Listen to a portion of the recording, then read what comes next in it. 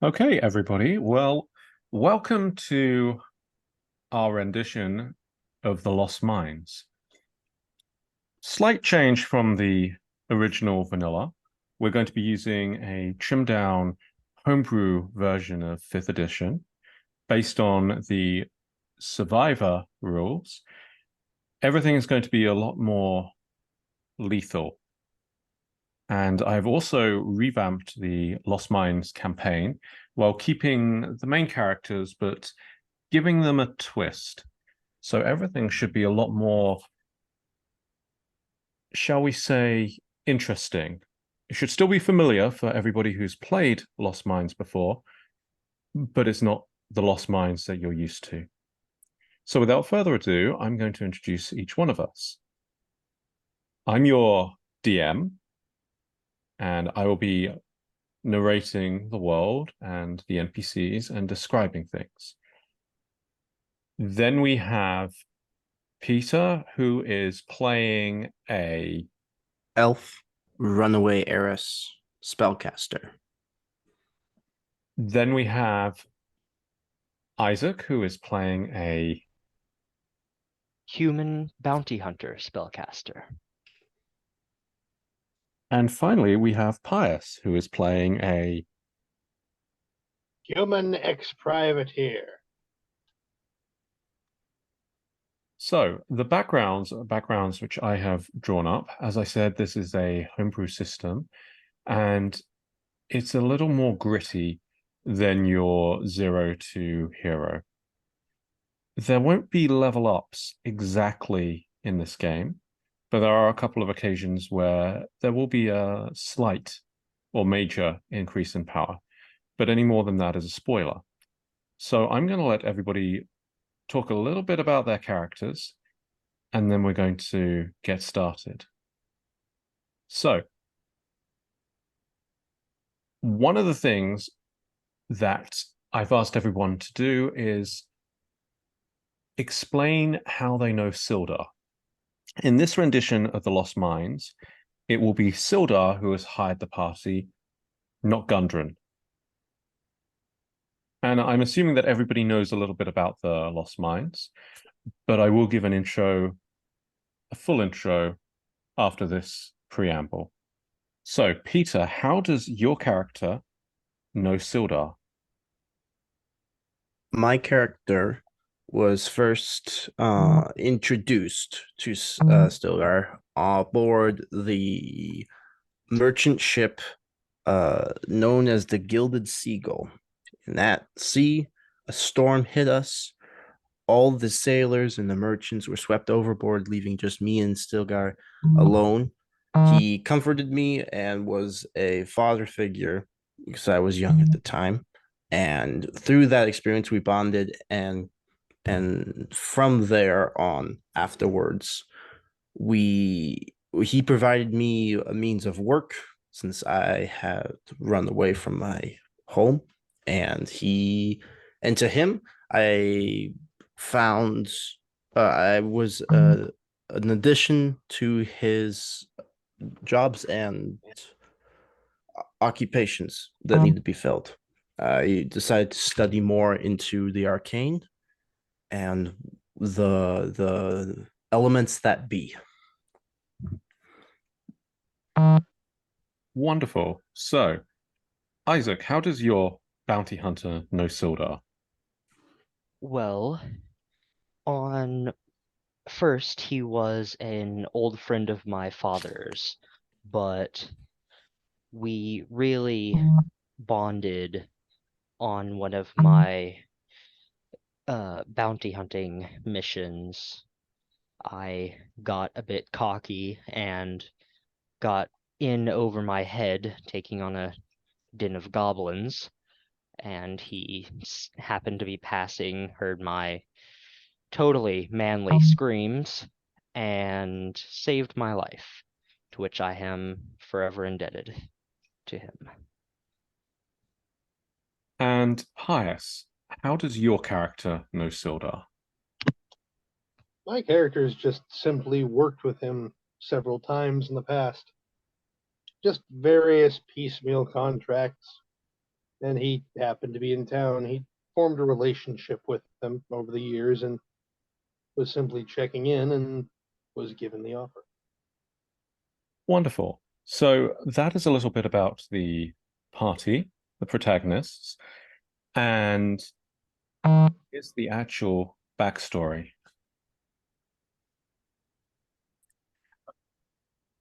Okay, so this is the actual introduction. So you have been approached by Sildar. Sildar is a man you have known for several years or many years. He's a man in his 50s, and he has offered you a rather private, shall we say, contract, an exclusive contract, which he requires trusted hands for. And he has met with each of you individually throughout the years, but now you receive a letter from him. And he's actually called you to, of all places, would you imagine, a tavern. And so in the upper room of a tavern, after receiving this letter, you've all gathered.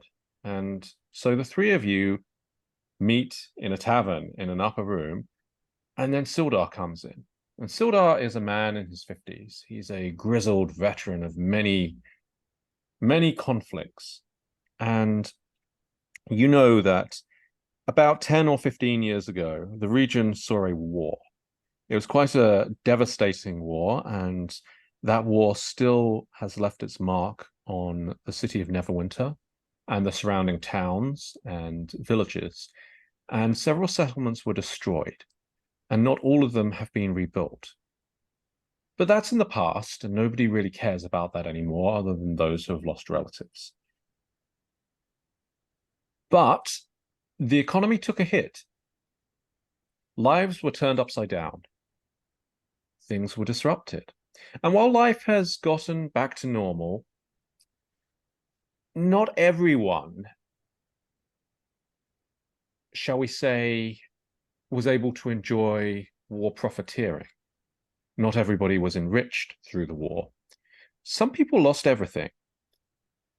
And one of those who was moderately affected was Sildar's old friend and current client, one dwarf known as Gundren Rockseeker, and his two brothers.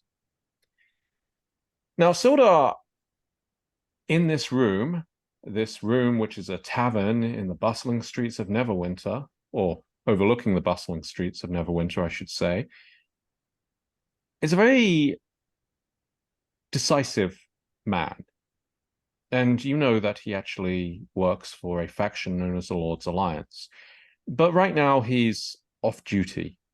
Or at least you think so. Sildar is probably never fully off duty. He's always alert. He's always looking around.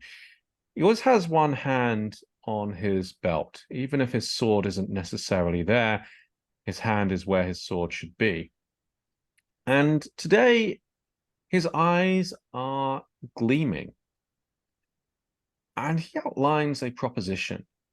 And he says to you, I've called all of you here for a job. I need you to accompany me and our client. There are others that I could have called upon, but you're the ones that I trust.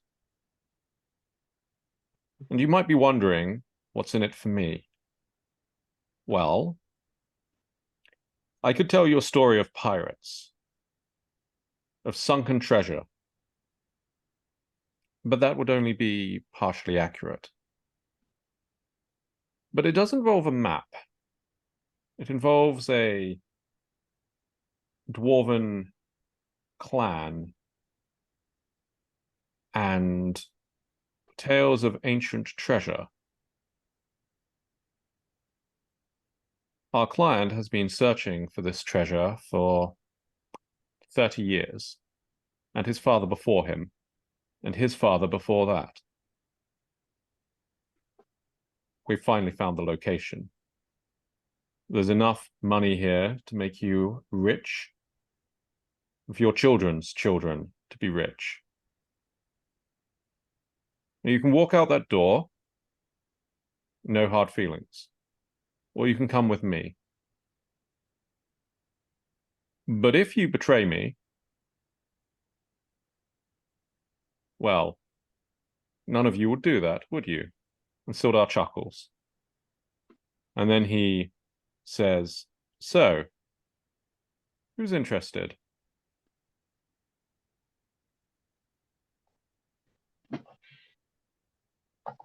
Corvus will raise his hand, holding up 2 fingers. Sounds standard enough. I am intrigued. As always, Sildar. I shall follow you for our children's children.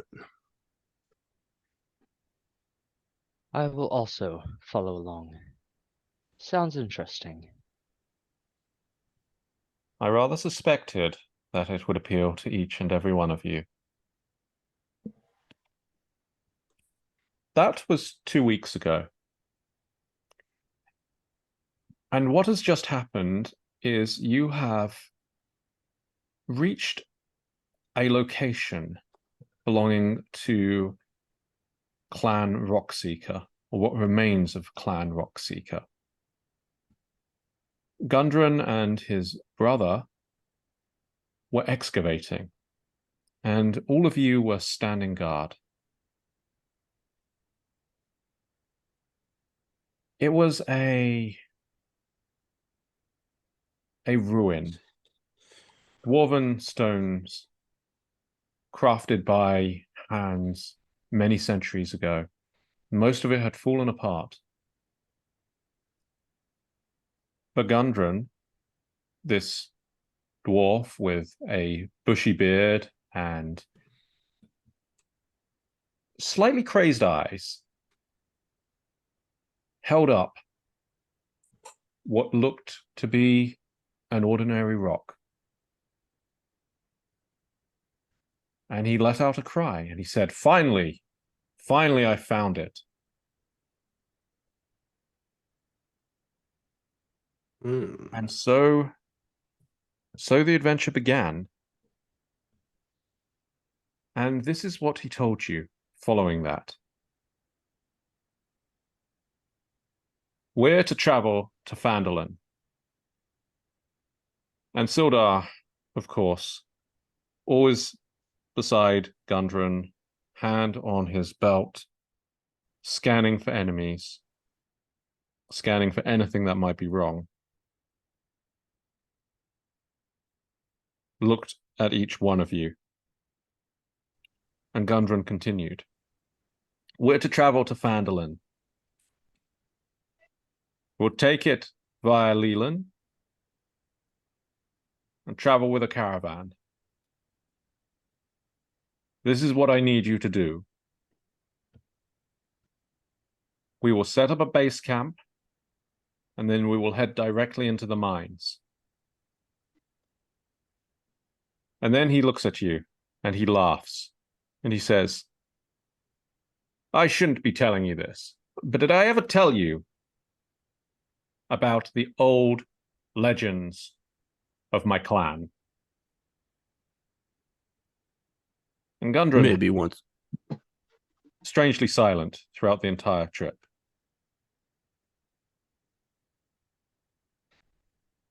He liked to ask rhetorical questions. But you were saying,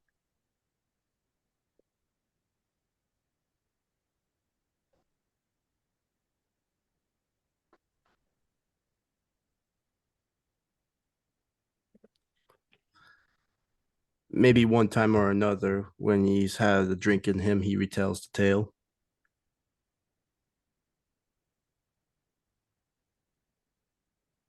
Please, by all means, repeat it.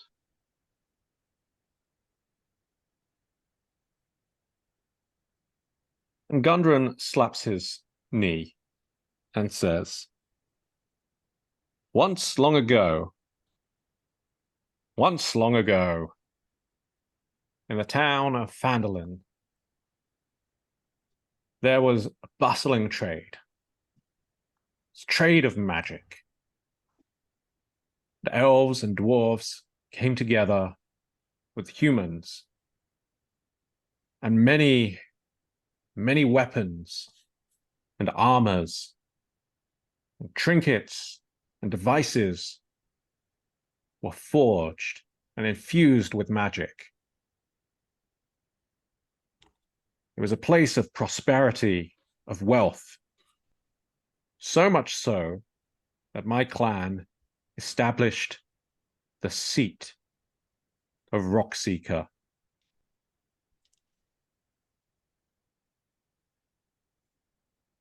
And he takes a long sigh, a long, deep sigh.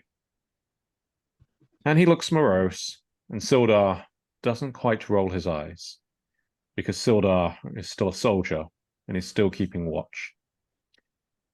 And instead, he just stares. Cold, harsh, unwavering. Gundren doesn't seem to notice. And after a moment, he said, "It was in my great-grandpappy's day. It all fell apart. No one quite knows why. There are stories. Some say it was dragons. Others say it was orcs. For me, I think it was money. I think that the money got too good. Too good, and people got greedy. It's what usually happens. It's why we can't have nice things. My clan, we'd expanded. But most of us, we're gone now. There's only a few of us left. We never quite were able to find a seat of Rockseeker. And so this map was passed down generation after generation. We all thought that it was a laugh, a hoax. No one could read it. We went to this place, and he holds out the map and he points to it. We turned it over, every one of us, rite of passage. Never figure out the numbers. We searched, and we looked. We looked up and down this mountain range. It's a mountain range. You'd have to be a dragon to search every nook and cranny and crevice, but we tried. We never found it. But me old pa, he swore blind up and down that the map was in two parts, and we needed a key, an enchanted key. I never believed him. But he insisted, he made me swear. As he lay dying, he made me swear. I spent 30 years looking for it. 30 years. I finally found it. And you boys, you're going to get a share. A share in the wealth of Clan Rockseeker. We're going to make something of this town again. Phandalin is a dumpster fire. It's a cesspit. There's nothing there. Nothing at all. All of the grandeur is gone, but we're going to change that. Now you stick with me, and I'll see that you are set up for a dozen lifetimes. So are you with me, boys? Here, here. Here, here. Here, here. Good. So, this is what we're going to do. We're going to head from Leyland to Phandalin. There's a caravan going there. Caravan of giant goats. We're going to take the tools. We're going to go along. Hopefully we'll go in unnoticed. So your job is to guard the caravan. You don't tell anyone what our real objective is. When we get to Phandalin, we'll find some lodgings. Now, I've already sent my brother on ahead, and he should be bringing more hands from Neverwinter. And then we'll be able to build the base camp. So if anything should go awry, we're prepared. It's excavation business. Been doing it for 30 years. I'm telling you, the one thing that you always have to be ready for. Anyone want to fill in the blank? Cave-ins. Dragons.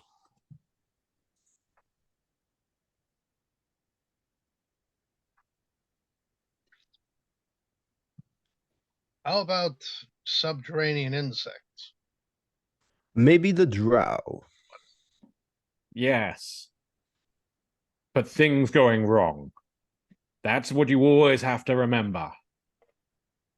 You can have a sheet of paper, you can write down things, you can plot it all out, you can put down your bait and your tackle, you can put down your bread, you can put down your barrels of ale, you can put down your hardtack, you can put down your mules, you can plan, you can put down 30 crossbows and 30 hands to wield the crossbows, but something always goes wrong. But do you know why you have a base camp, boys?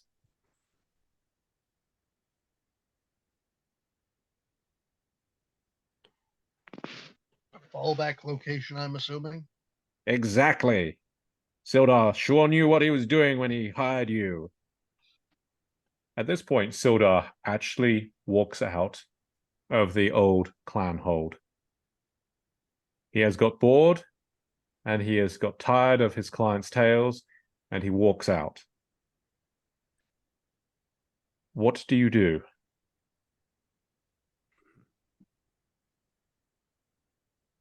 I'm assuming we're all sitting around at the moment, aren't we? Sitting around, standing around. All right. In that case, I'm going to go see what Sildar is doing since the conversation seems to have ended. I shall stand up from my chair and sort of stretch and look around. It's like, feels good to be back. Stilgar up to his old ways, his old broodings. It's going to be a good one. I will just stay standing where I am, and it's almost like I'm asleep, which I totally am.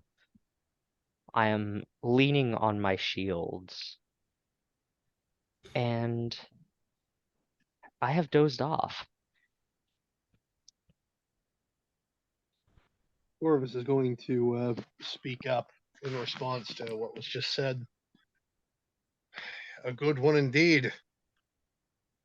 It's like the more serious and straightforward he is, the better the payout. It's always been that way. Indeed. Indeed.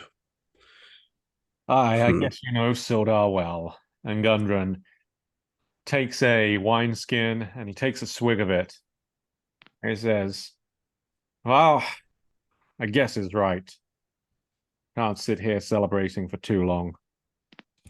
Meanwhile, Sildar is at the entrance of the old clan hold. And when you first arrived, it looked something like a temple. There was a colonnade with arches.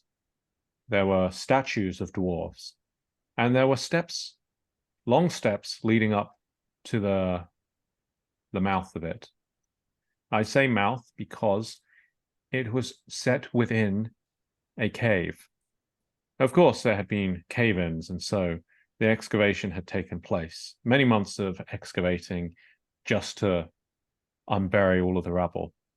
And Sildar is standing by the archway with the colonnades, staring out, staring through the mouth of the cave into the great yonder beyond, looking grim. Orvis is going to walk up beside him and somewhat quietly say, What's on your mind? He turns and he looks at you, and his expression softens slightly and says,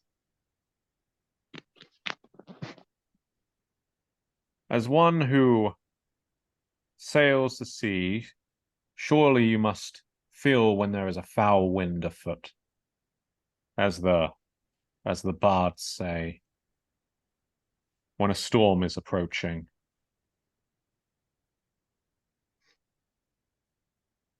Indeed. I hadn't noticed it before, but now that you've said something, something does feel off. It's too quiet. Much too quiet.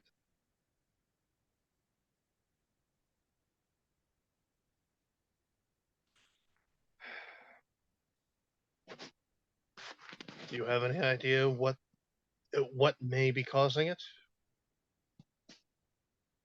I suspect we'll find out, but this sight,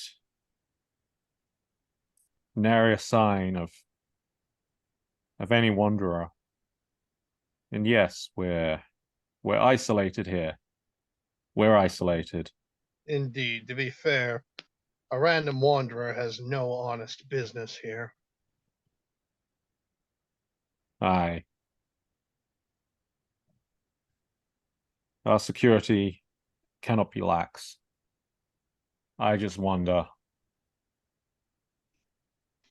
Things go wrong. It feels like they might. I'll pack up some of my provisions in case I need to grab them in a hurry. Well, grab everything. We're leaving this place. Fair enough. And Corvus will march back inside and begin gathering up his stuff. Natus will, seeing this, also begin to gather his light but very important provisions and implements and tools that he will need for this journey.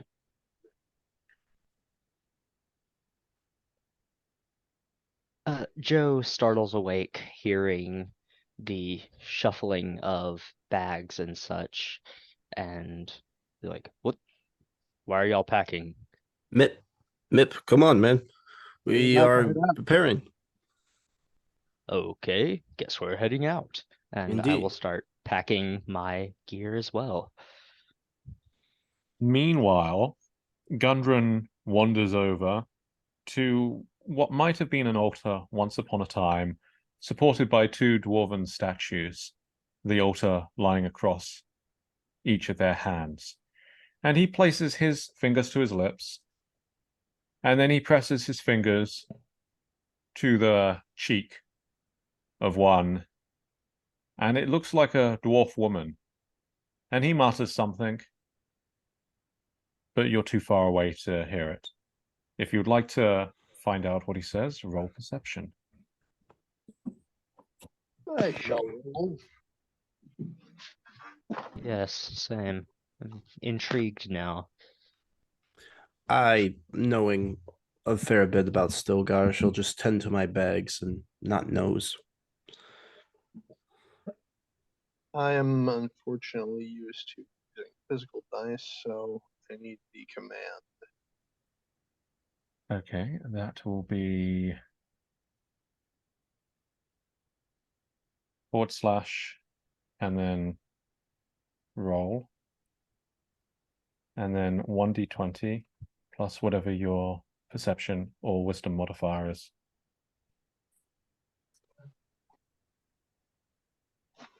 I clearly don't hear anything with a 6.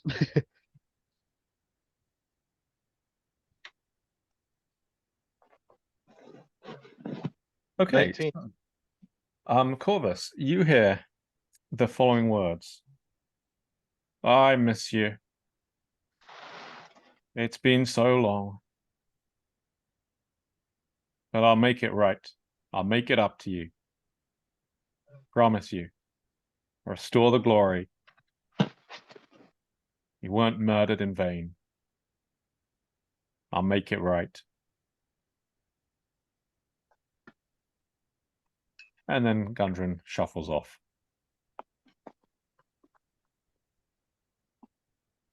So, after a few moments, you gather your things, and all of you assemble, and Sildar is always prepared.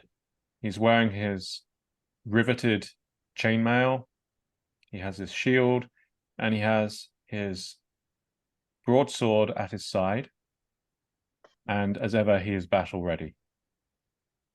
He also has his pack, and without asking if you are prepared or not, he starts walking. And down the 86 stairs in 3 flights, he heads into a ruined outbuilding and returns with a pony and a horse. And he mounts the horse and he holds out the pony with the reins for Gundren. The rest of you, well, you get the wagon. And the wagon is drawn by an ox, whose name is Betsy. Betsy the ox. And you can either walk alongside the wagon or you can ride within the wagon. So what would you like to do? I choose to ride within the wagon. Yes, same. I walk alongside and I pet Betsy, caringly, knowing she has served us well so many years. She deserves some company on this long trek.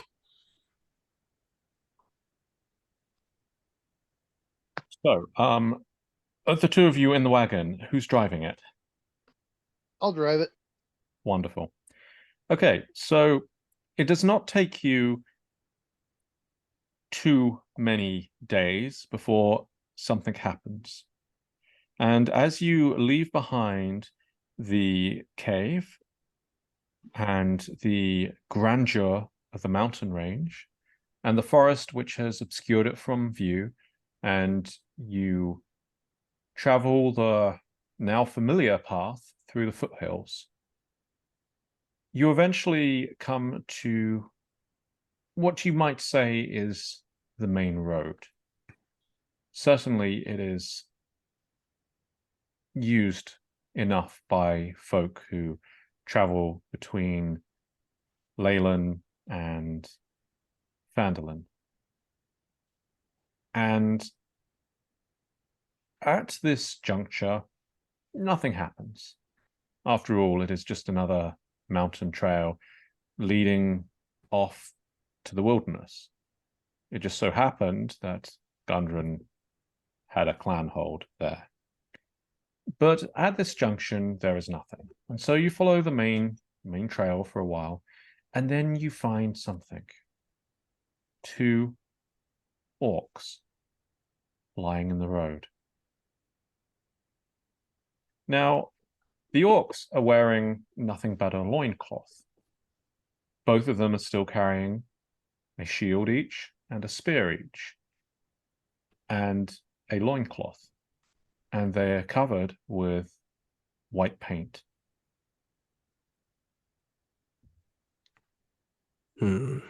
You're 30 feet away when you see them. Do they appear to be dead? Well, they're lying in the road and they're quite still.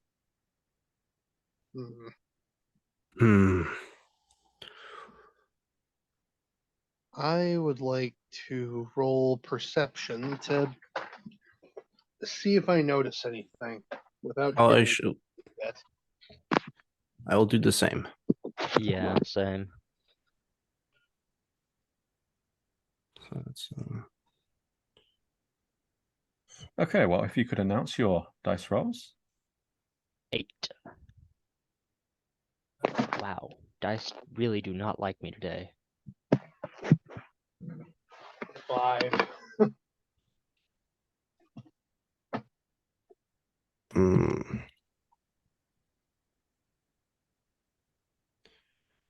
13. Well, Mip and Corvus, you notice that there is a singing lark in the trees, and there are trees either side of the road. As a main trail which cuts through it.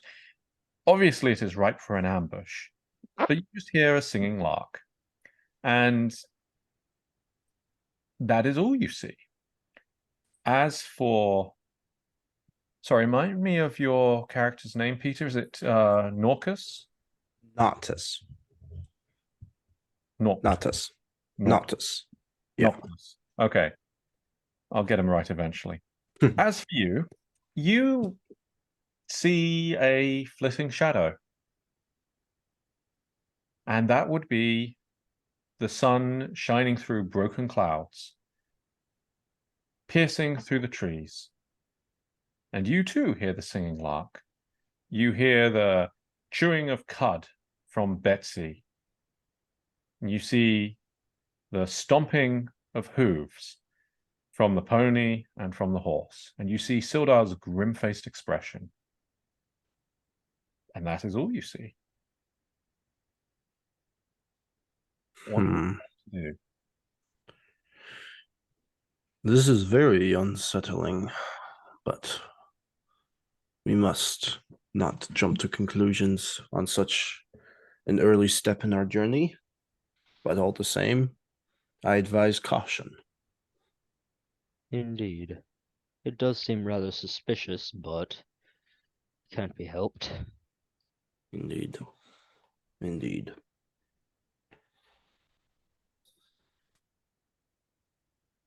So, do you move closer to the orcs or not? They're sort of in the way. Corvus, come out of the cart and help me move these bodies. Corvus will rise from his seat and step down. You said all that we saw was the lark, but I did catch on to that bit about how this is a prime spot to get ambushed, so he will be on the lookout. But he will make his way over to try and help move the bodies. Okay, so you reach the bodies, and the bodies are lying still. In fact, it looked like they were walking because of the way they have crumpled down. After all, you're no stranger to death.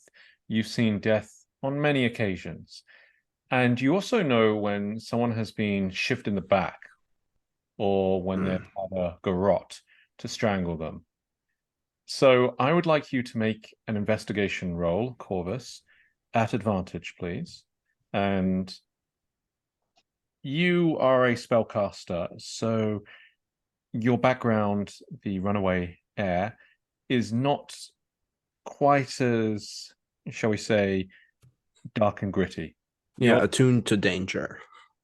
Yes. So you're welcome to make an investigation roll, but do so at disadvantage.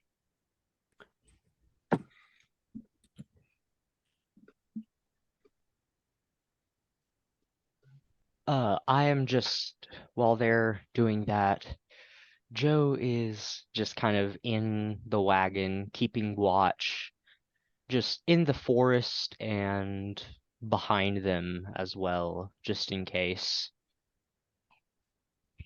Our old mine is 2d20, and my results were 18 and 14, so my result would be 18. Wonderful. Or Okay, so you just see two dead orcs in the road.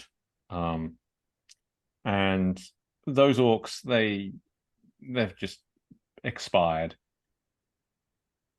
You're not entirely sure how, but they're dead. Maybe they died of a heart attack.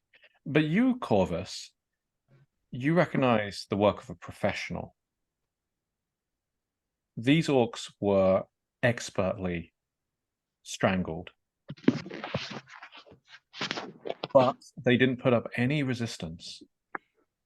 In fact, you are a little suspicious that both of them have minor abrasions on the back of the neck. How familiar are you with poisons? It just so happens that one of my proficiencies is in medicine. Well, Same. you will recognize that they have been shot with a tranquilizer dart, a sleeping dart, some sort of sleeping powder on a dart.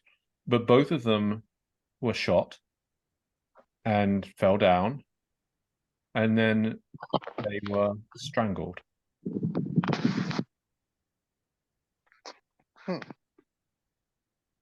Their necks weren't broken, their windpipes weren't broken. In fact, it does rather look like a heart attack.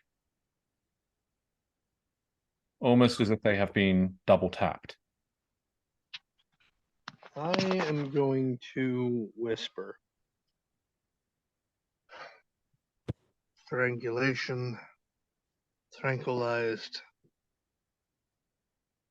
It looks like they just died where they stood while they were walking, but no. Who or what thing could have done, or rather, why would they have done something?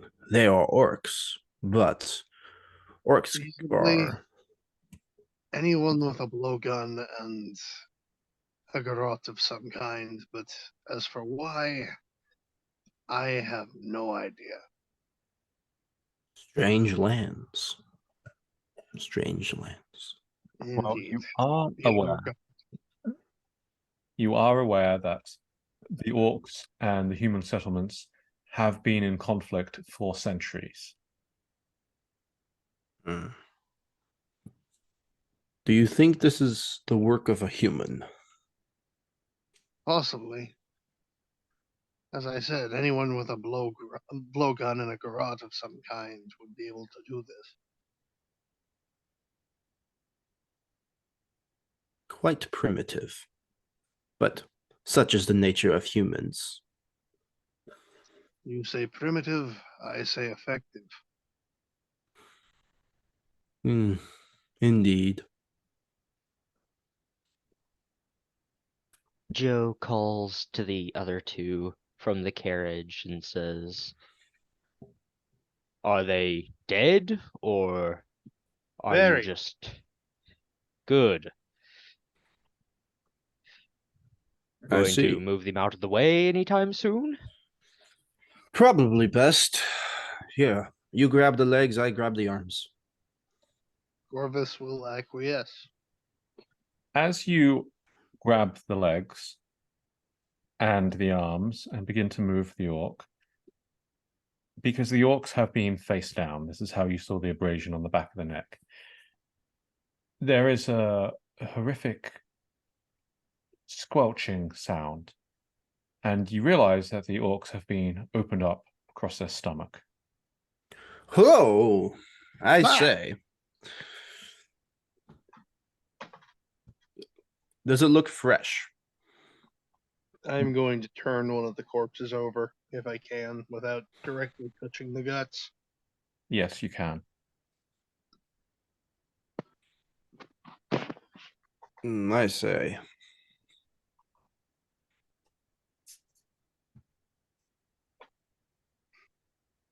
So, does the wound look fresh? No, it does not. These orcs seem to have been dead for maybe 2 days. They're beginning to decompose. There is a slightly rank odor, but Any the maggots? yeah is cool.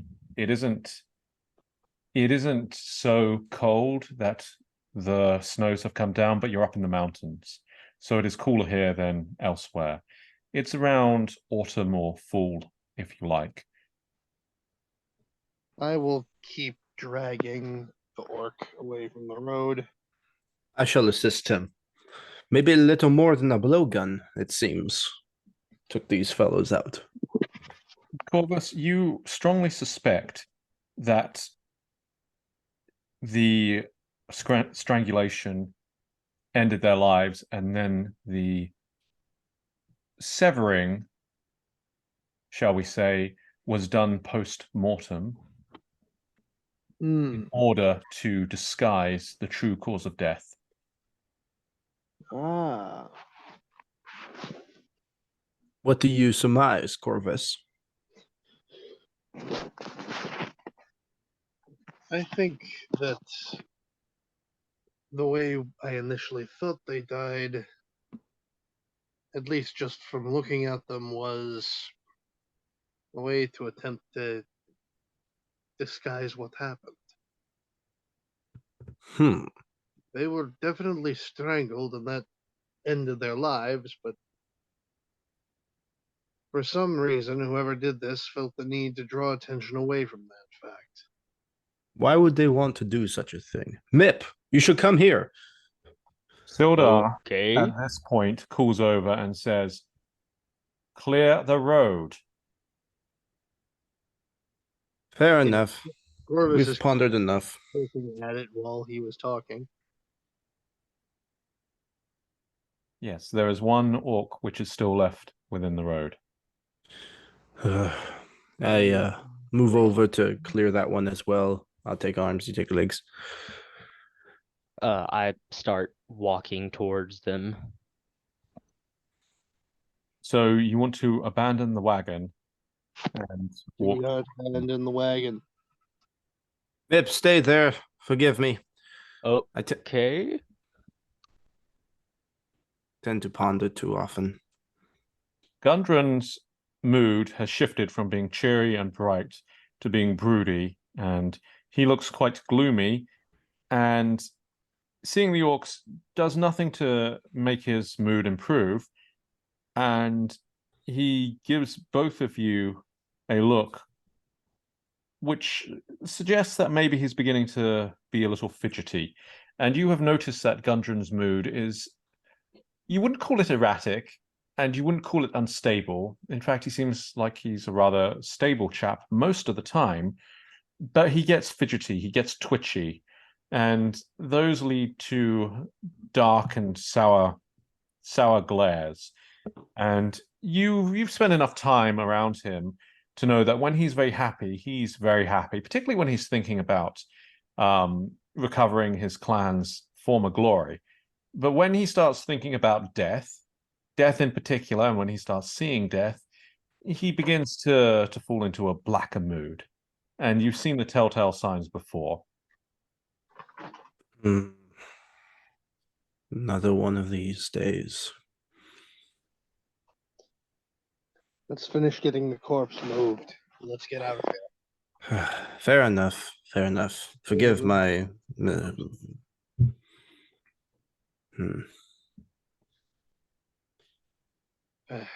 All is forgiven, though. Let's go.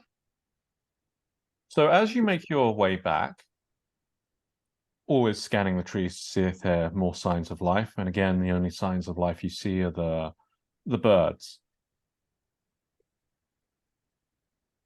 The orcs have not been eaten by wolves or pecked at by birds.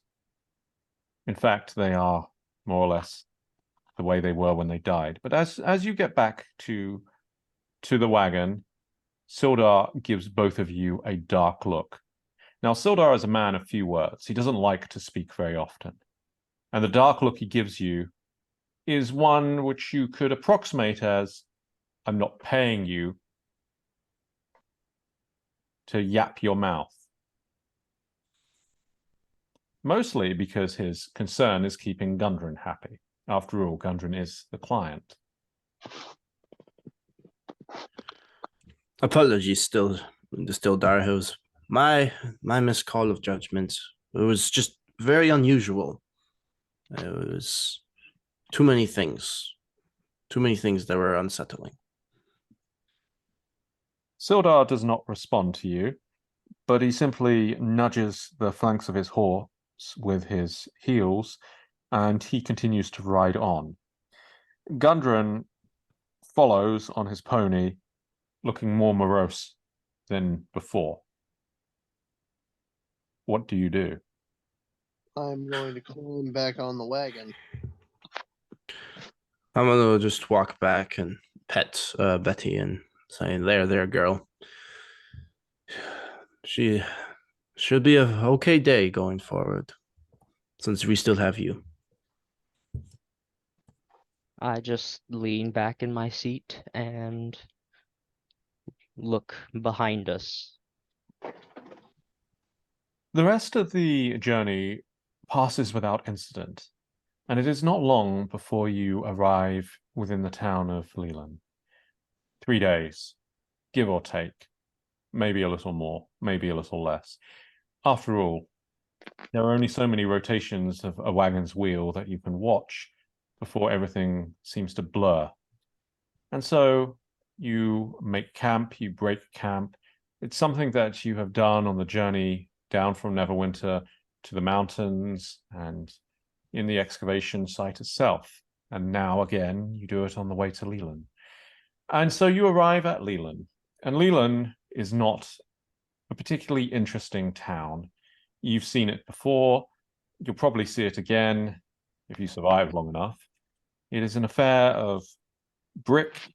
It is an affair of wood. And the bricks are old and they're crumbling. It's a settlement that, like Phandelver, has been rebuilt several times. But the bricks are the foundation. They're old, they're cracking. And life in Leland is life in Leland. It is a relatively sleepy town. And Sildar, still aggrieved by your conduct with the orcs, leaves you in the wagon. And he rides into town with Gundren. And it isn't long after reaching town until the caravan, which Sildar promised, is put together. And the caravan has something like 30 giant goats. Now, it's possible you count all 30 giant goats, but maybe you don't. And these goats are about the size of ponies. And there are, shall we say, nuances with this caravan. And one of the nuances is that a man in Phandalin named Barthen is expecting this delivery. And there are already 3 hired hands. And those 3 hired hands, they look at you. And presumably you look at them. And the first of them is an elf. Like Sildar, she has that grizzled look to her. She has a nasty scar on the side of her face where it's an old wound, but it's a nasty scar. And she obviously survived, otherwise she wouldn't be standing there. And she watches you, and her elven ears are pricked. Her hair is gathered back into a braid and pinned. She is wearing riveted chainmail, and she has a long saber at her side. And she also carries an axe, and she carries a crossbow. She looks at Sildar as if to say, "Is this the help?" Sildar meets her eye, and she nods. The other one, well, he seems to be a little, shall we say, swaying in his seat. And he's driving a wagon. And that wagon has provisions of hay for the goats on. And he's kind of out of it. And the last one, he's young, and the wagon driver is also human, as is the younger one. And his eyes are constantly flitting back and forth. It might be his first job, it might be his 5th job.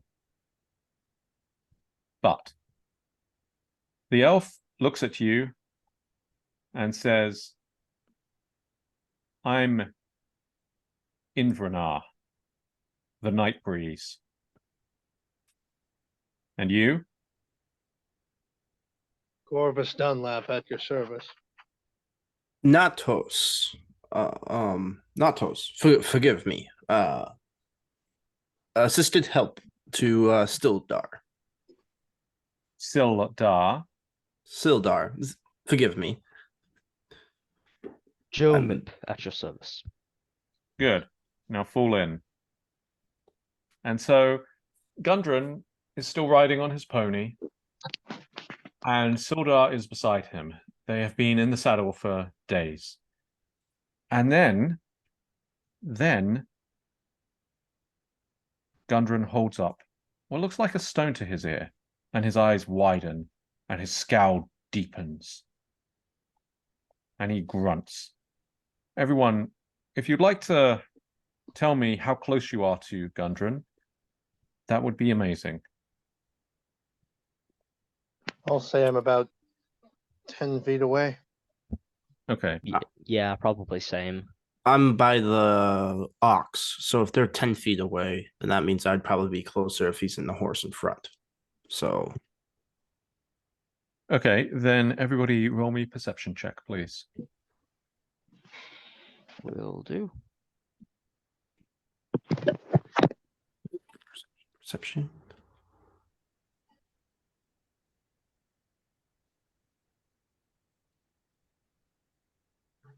$15. 4. 6. Okay, so Joe Mib is the only one who hears this. And Gundren says, "What have you done now? What do you mean? Ambushed? Ye gods, do I have to do everything myself?"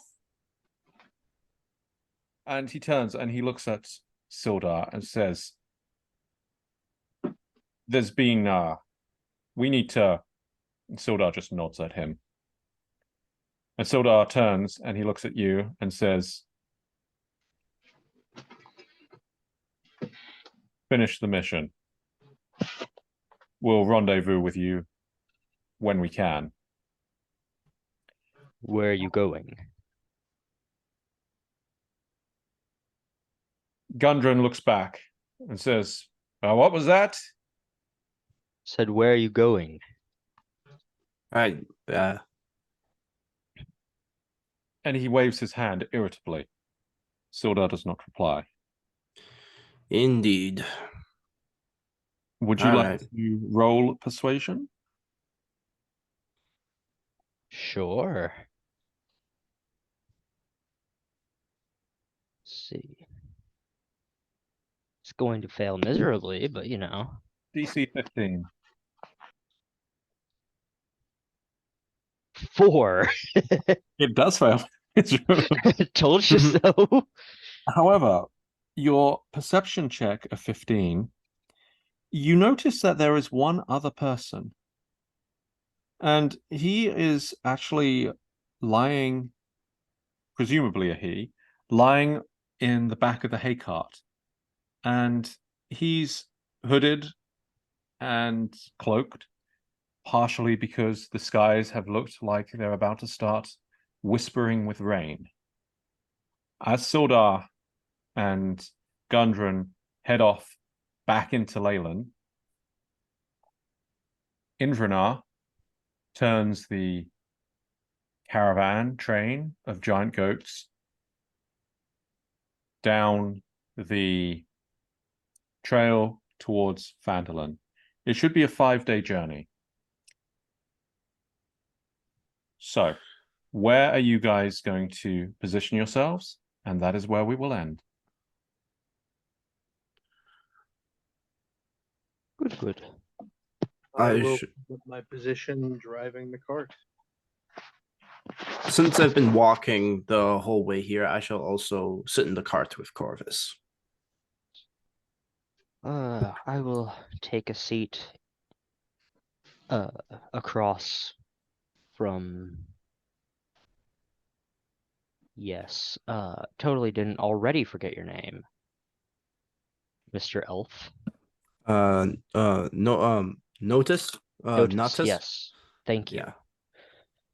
Okay, so will you put your wagon at the front? Will you put it at the back? Will you put it in the middle? Where in the goat train are you going to put it? I would say, given that, I suppose since we're the ones working for, why on earth have I just blanked on how to say his name? Stildar? Gundren or Sildar? Sildar. Yes. Given that we're the ones working for him directly, I'm going to say it would be most advantageous for us to be at the back so we can keep an eye on everything. Yes, Yeah, that after was my all, thoughts Yes. as well. Forward if Your need be. mission is to protect the giant goats. Indeed. Mm-hmm.